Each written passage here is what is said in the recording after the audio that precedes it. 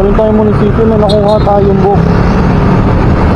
So, paikot. Kaya natin sa time po 20. Dito na akong lapit lang ito. Yung 7-Eleven.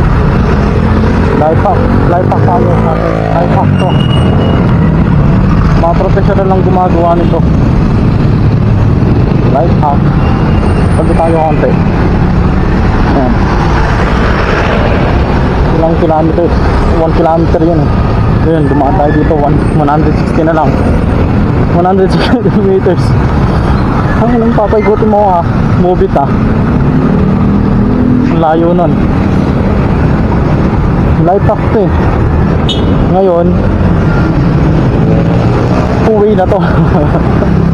Pwede na tayo tumawid dito mga gar. Nice one gar. O diba? Sakay na tayo. Ano nang huli? O. Life hack. Yung 1 kilometer 140 na lang oh. 140 meters na lang.